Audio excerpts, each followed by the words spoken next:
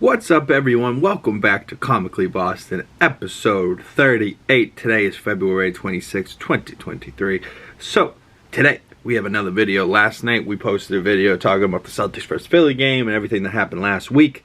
Today, Monday, it's another Monday, another Comically Boston. I can't believe we are 38 episodes into this. Today we're going to talk some Marvel news, we're going to talk movies, talk a little bit about Ant-Man, and what we're really going to talk about is The Last of Us Episode 7, The Left Behind, what happened last night. So we're going to get into that towards the end of the video, save the spoilers for those of you that haven't watched it yet, so I'll let you know when we're going to get into The Last of Us stuff. But as far as everything else, you should be alright. Some concept art for Kang came out. And this was the one image that I was like, damn, only if we got that. Where he's standing on his disc here and he's flying down and he's beaming everybody in front of him. And he's just like, he looks so powerful with his big ass cape. He's got his ships flying overhead. You got like that wormhole in the sky. You got his army of people underneath him just marching forward. And he's just on a little disc with one hand just beaming people. Man. Comment below, what did you think of Ant-Man Quantumania? And if you didn't like it, what did you think of Jonathan Majors? Because everyone, even if they hated the movie, has been saying Jonathan Majors is unreal. I really think that it was a great movie, and it's just a setup movie for even Ant-Man 4, but it's really setting up this whole Kang Dynasty shit. So, it's a big movie, man, and I liked it and I really enjoyed it. And maybe it's just because I was there for Jonathan Majors, not necessarily Paul Rudd. I do love Paul Rudd; he's hilarious. But I've been all over Jonathan Majors acting as of last year, this year. I mean, he was in The Heart of the Fall, Devotion. He's going to be in Creed 3 coming out, I believe, next week. I gotta go see that. He's a beast, and I think Jonathan Majors is going to be doing great things. Some other Marvel news, Spider-Man 4, right? So we just got Spider-Man No Way Home, that's where this picture's from. But Spider-Man 4 will begin filming in the fall, so maybe 2024 release date for that? Who knows? Kevin Feige, what's up? And then Elon Musk posted this. I won't take credit, but it made me laugh so fucking hard because Cocaine Bear came out this weekend. And actually, Cocaine Bear this weekend sold more than Avatar: The Way of Water, which has been in theaters for quite a while. And it sold more than Ant-Man. Not by much, but Ant-Man I think had 8.3 mil domestically, and Cocaine Bear had 8.6. So all that says to me is that Cocaine Bear looks funny enough that people are going to see it. And everyone was like, oh my god, Cocaine Bear beat out Ant-Man. This should really say something to Marvel. All that says to Marvel is that people will go see rated R movies on a Friday night. Right? I guarantee you Saturday, Sunday, like the rest of the weekend, Ant-Man probably did much better than Cocaine Bear. But even if Cocaine Bear did better, it's not that big a deal. It's the second weekend. Like, Ant-Man probably has already made enough money to be profitable. You know, like, at the end of the day, that's all they really are making movies for, is to make a little bit of profit, right? Like, they don't all need to make $1 billion for Marvel. They have enough money. Like, but Elon Musk posted this when you find out that the other Cocaine Bear got his own movie, or the other Coke Bear. And this is my Coke Bear. Who remembers this Coca-Cola Bear? The polar bear, it was like, I want to say he was like bowling or he was dancing. Like, he had all these different types of Diet Coke bear commercials back in the day. We should bring those back. Those were the shit. But the Celtics face the Knicks tonight at Madison Square Garden. That should be interesting. It starts at 7:30. Stay tuned for that. We'll probably be talking about that later this week. Last week was a slow news week, so I didn't post a Comically Boston all week until Sunday. And then I figured Sunday night I had a lot to talk about, so throw that in and then let's get on to it. Last night in the NBA, Dame Lillard dropped 71, career high for him. I believe Donovan Mitchell dropped 71 earlier this year. Maybe he dropped just 70, but I want to say it was 71. And Dame, I guess, was not having that because he was like, screw Donovan, I want to be in the 70 club too. So Dame Lillard dropped 71. That is what it is, man. He's a beast. He's a good player, man. He can shoot the lights out of the ball. Love to see him playing well. His team roster, like his starting lineup, it looks rough, man. Like Dame needs some help. But Dame put the team on his back, baby. That's what happens. So now we are going to be going into The Last of Us, The Left Behind, starring Bella Ramsey and Storm Reed, in as Ellie and Riley. And this is a crazy episode. You know, like, not necessarily crazy. There's been crazier stuff that happened this series, but this is just like a very informative, but also like, I'll go through it. I'll break it down, everything that happened. Right, so the episode starts, and this is like the Riley and Ellie story. How did they get infected? What happened to Riley? That type of stuff. They start with Joel wounded in the basement, and he's telling Ellie to leave, go to Tommy, and you know, she goes to, and it looks like she's gonna leave him. And she goes to the door, and it stops like on the door handle as she's about to grab it, and she thinks. And as she's thinking, we get thrown into a flashback. All or None plays by Pearl Jam. And she's in gym class where she's about to fight this older girl, because she goes, "You don't fight, your friend fights," talking about Riley, that's not there anymore. So Ellie is all upset because she misses her best friend, but also her crush, her love, you know. So she fights the girl in gym class, beats her ass, gives her stitches, walks out with a black eye. So Ellie is a little bit of a fighter. Then she ends up in Captain Kwong's office. He tells her that she's a leader, you know, which she kind of is, you know, she's a beast. Then Ellie goes, then Riley comes back to her room, she's like sleeping, she like wakes her up, Ellie almost beats her up. So, Ellie goes with her though, and they end up stumbling across this house as they're on their way to where they're going, and they come across some dead guy on the floor, and it's gotta be the first dead guy Ellie's ever seen. They walk up to him, the floor starts creaking, all of a sudden the guy falls through the floor. And you're like, oh, fuck, you know, like this dead guy just fell through the floor, and they're just standing there, and Ellie starts pissing her pants laughing. Like, they're supposed to be, they were making a lot of noise. They definitely were not tiptoeing, stealthily making as little noise as possible. They were making all the noise. But the guy falls through the floor, Ellie laughs, they steal his booze, shit happens, it is what it is. Ellie asks Riley if that's the first dead body she's seen. She said no, her parents. So Riley's parents must have died in front of her. Either got infected or she found their bodies because something.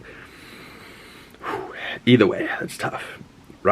So Ellie sees her first dead body, and then they start talking on the roof. Ellie asks to hold her gun. Riley's like, no. Ellie makes fun of her, and then Riley lets her hold the gun for the first time. She's like, it's heavier than I thought. You know, like, first time Ellie gets to hold a gun. So there's a lot of, like, first times for Ellie. Right? Riley tells her that she became a firefly. That whole story matching pretty well with the DLC, the Left Behind DLC from the part 1 of the games. Then they sneak into the mall. They turn on all the lights, which is a beautiful shot, which the whole set of the mall looks great. And then she tells Ellie that she has the 4 wonders of the mall, and she's planned out this little date for her.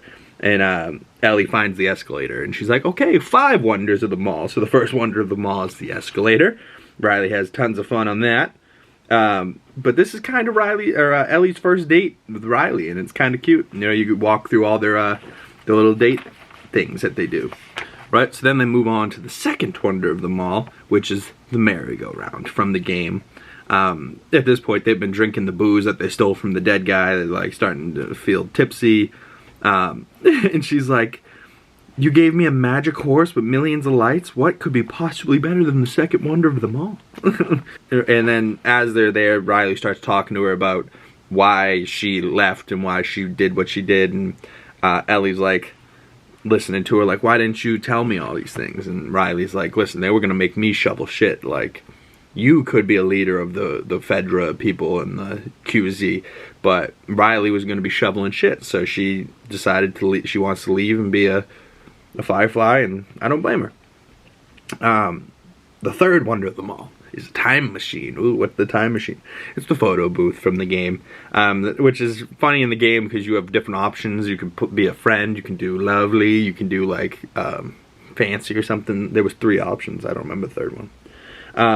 But they do a cute little photo booth with scary faces and the back to back and the poses. But they show, oh no, they go to the arcade. The fourth wonder of the mall is the arcade, and Ellie says it's the most beautiful thing she's ever seen. And they walk up to play Mortal Kombat 2. And in the game, I thought the Mortal Kombat didn't work, and Ellie closes her eyes and Riley kind of walks her through it, and you have to hit the buttons to be the person. Where in this one, the power's all in the mall, so they turn on like the fourth, most beautiful thing she's ever seen. Mortal Kombat finishing fatality. They go through that whole thing with the girl spitting out the bones, that whole thing that Ellie described to Joel earlier in the season. But it was a cute little moment. But Ellie finds out that Riley has been there before without her. Didn't save everything for Ellie because she knows how to play the Mortal Kombat game. So she's been there before with the other Firefly people hiding out in the mall, and no bueno. Right, but as they're making a bunch of noise playing Mortal Kombat, they cut to an infected down the hall a little bit of ways, but he's like in the wall, like kind of dead, like growing it into the wall, like as a fungus. How you find bodies all the time in the game, and then the guy like kind of wakes up, right? So they wake up an infected, and then they don't show him again until later. So all of a sudden you're like, oh my fucking god, is the infected gonna come now? Is he gonna come now? Is he gonna come now? Like, so he just keeps getting, keep putting it off, and it's like, oh my god, when is this fucker gonna come? So you start getting more anxiety because they don't know that there's an infected on the way, but you do as the audience. But Riley tells Ellie that she got her a gift. It is volume 2 of the Pun Book by Will Livingston, and Ellie loves it. But Ellie finds out Riley has been staying there in the taco place, and Riley's been making bombs. Either Riley's been making them, because she did say she made them, but the way she held it, she was kind of scared of it. So either she's scared of it because she knows how much it can blow up, because she made it, or because she's watching the bombs from for the Firefly people that have her place there, and she's not there to show Ellie what's up. She's there to show Ellie what she's been doing, kind of thing, not trying to take Ellie on a date. But I think it's maybe a little bit of both. So Riley says she's leaving, and then like she mentions Marlene. She asked Marlene if you could come too, but Marlene said no. But Marlene ends up being the person that we meet Marlene through as Ellie, so it's like, alright, so what's the deal? They say goodbye, which is real sad. They say goodbye. Then Ellie walking away, she's in tears. She walks back. You start to hear her scream. So then you think that what's-her-name's getting attacked.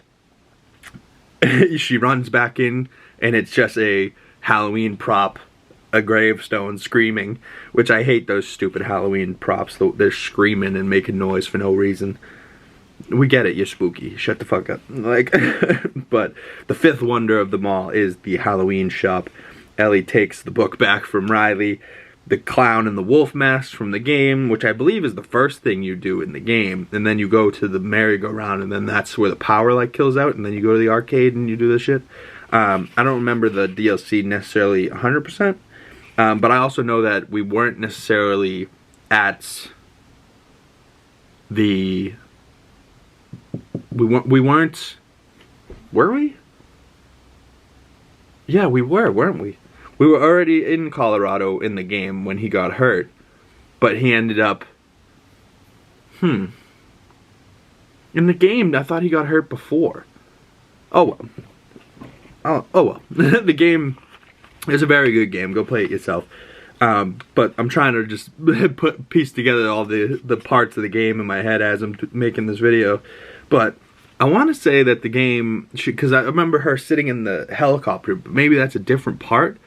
And she had locked Joel up and the horse into like a little room in the mall. So it was like she was in the mall again. Damn, no. Or maybe it was a different mall. Oh well, I don't know. But, so they dance on the table in the clown and wolf masks. They're dancing to I Got You Babe by Etta James. Ellie asks her not to leave. Riley says okay, and they kiss. And, they get the their great moment in, and then of course you can't have a good moment without a bad one. So the infected comes in. She goes, Ellie, get ready to run. She shoots. She doesn't really work. They run. Ellie stabs him. She gets him, stabs him. They're chasing him down, knocks him over, knocks down the clothes rack. They're getting chased around the little store there. Ellie finally stabs him in the head. She's like, yeah, we killed him. And in the game, Riley goes, Ellie, your arm. And they don't do that in the show. You just, Ellie, like, Riley's looking at her sad, and Ellie looks down at her arm and she starts freaking out. She's like, no, no, no, not the bite mark, not the bite mark. And like, she's rubbing the blood away, and she's like, no, no, no. Riley just shows her hand. She got bit on the hand, so poor things. They both get, you know, they both get infected. And Ellie, right, so then they cut back, right as they get infected, they cut back to Freeze and Joel. Then they cut back to Ellie smashing stuff. And she's smashing tables, and she's beating like everything. She's freaking out. Riley's quiet as could be. And she goes, we have two options. We can just end it now, kill ourselves with the gun, or we can just last as long as we could possibly last. Because Riley's lost people before, right? Like, Ellie's never lost anybody really yet. You know, like, she's about to lose Riley, her best friend, and that's gonna be like the first real big loss that she's ever had. And now she's right with Joel. The last episode goes, you don't understand what loss is. At that point, Ellie does, but in this episode, the flashback, she doesn't know yet because she hasn't been infected. She hasn't lost her best friend. But Riley goes, let's be all poetic and shit and lose our minds. Just stay together. And then it cuts back to Ellie stitching up. Like, Ellie at the door, she breaks open the door, runs into the bathroom, finds, you know, she's pulling open drawers, anything. She's just trying to find something so that she can use to help Joel not be in rough shape with a stab wound from a fucking bat in his stomach. She finds a thread and a needle, so she goes down to the basement and starts to stitch up Joel, and that's the end of the episode. I was like, you have to be kidding me. I'm like, that's where they fucking ended? And next week, in the premiere, the little trailer that they showed for next week, Troy Baker shows up. He played Joel in the games. A guy that named David, which is like a real creep in the games. I won't spoil that episode yet, but it looks like there's going to be some wild shit going on. But this whole episode, through the director's eyes, they wanted to show what it was like to be a kid in this world, and what it's like to have a school skip day. Like, what is it like to skip school in the apocalypse when there is no school, really? And, you know, Riley gives Ellie that kind of childhood, you know, an experience that she didn't really have. And unfortunately, Riley gets her infected, but unfortunately, Ellie's immune. And there was a couple things that I thought they were going to show in this. I thought they were going to show how Riley got infected, you know, like, and died, and what Ellie had to do. Because I'm assuming Ellie had to kill her best friend, because probably she was going to kill her. If they were both together, Riley ended up getting infected and Ellie didn't. You know, I was hoping they were going to show that. And then there was also, I believe it was in the trailers, not for this episode, but for the trailers of the season, of a woman holding a baby and crying. And it was supposed to be played by the lady that played Ellie in the game, Ashley Johnson. And Ashley Johnson was supposed to be playing Ellie's mom in the show. In the game, we never even talk about Ellie's mom, really, other than that Marlene knows her. So what's the deal about that? Like, why wasn't the mom in it? Why didn't they show extra shit? I thought this was going to be definitely one of the episodes where they veered off and showed more than the game, but they just kind of showed it differently because slightly different circumstances than the game. But I still think they did a good job, and this show's been amazing. So, you know, where do we leave off? They both get infected. Oh man, it's bad, man. And then Joel's dying. She's stitching him up. Like, where are we gonna be next week? Joel's probably gonna need medicine. We're probably gonna be cutting next week into the hunting, where all of a sudden, like, you cut back and you're like, all right, what's been happening? It's gonna be a little bit of a time jump, and all of a sudden Ellie's hunting a deer, and you're by yourself. That was the sketchiest part of the game. You thought Joel dies, and then all of a sudden you're just by yourself as Ellie in the woods, and you're like, what the fuck happened to Joel? Like, It's a wild episode, but I think that's it for this week, you guys. This has been Comically Boston, episode 38. Please like, comment, subscribe, hit that bell if you want to stay tuned for future videos. Comment below what you've been thinking about The Last of Us. What did you think about the Left Behind episode? What did you think of Storm Reed playing Riley? I thought she did a tremendous job. I think Bella Ramsey's been doing an unbelievable job as Ellie. And comment below, will you be going to see Cocaine Bear? Who knows? But I'll see you guys in the next video. Peace.